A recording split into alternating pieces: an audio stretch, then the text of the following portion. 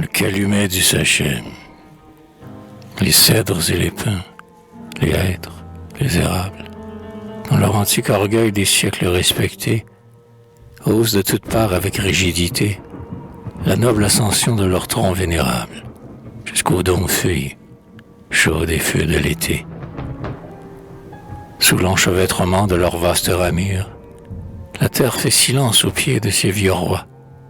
Seuls, au fond des lointains mystérieux, parfois, naissent, croissent, s'en vont, renaissent les murmures, que soupire sans fin l'âme immense des bois. Transperçant çà et là les hautes nefs massives, dans l'air rempli d'arômes immobiles et de paix, l'invisible soleil dard de l'or de ses raies, qui sillonne d'un vol grêle de flèches vives, la sombre majesté des feuillages épais.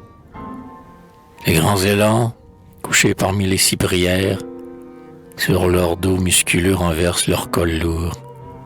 Les panthères, les loups, les cougars et les ours se sont tapis et repus des chasses meurtrières au creux des arbres morts ou dans les entre-sourds. Écureuils, perroquets, ramis à gorge bleue, dorment. Les singes noirs, du haut des sassafras, sans remuer leur tête et leurs reins au poil ras, à la branche qui ploie pendue par la queue, laissent inertement aller leurs maigres bras. Les crotales, lovés sous quelques roches chaudes, attendent une proie errante, et, par moments, de l'ombre leur front plat s'allonge lentement. Le feu subtil de leur prunelle d'émeraude, lui, livide, et jaillit dans un pétillement.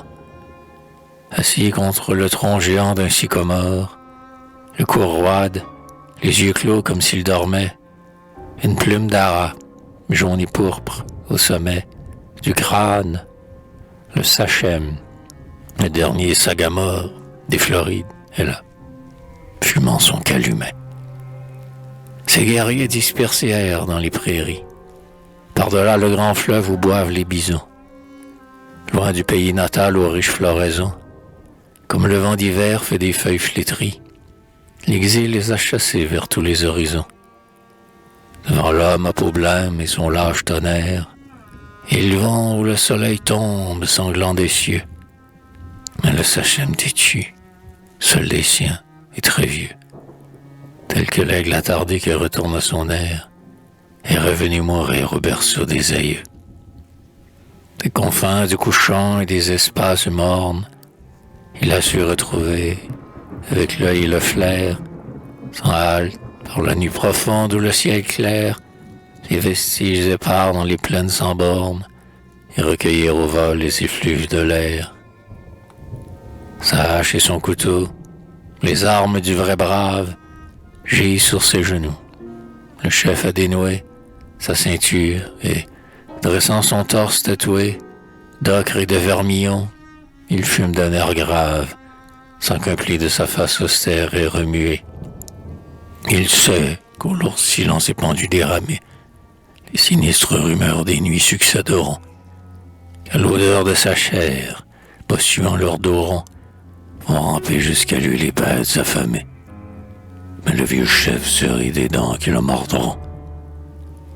L'ardente vision qui hante ses prunelles lui dérobe la terre et l'emporte au-delà, dans les bois où l'esprit des Sachem s'envola, et dans la volupté des chasses éternelles, viennent panthères, loups et cougars, le voilà, et l'antique forêt qui rêve, où rien ne bouge, semble à jamais inerte, ainsi que maintenant, sauf la molle vapeur qui va tourbillonnant, hors du long calumet de cette idole rouge, et monte vers la paix de midi rayonnant.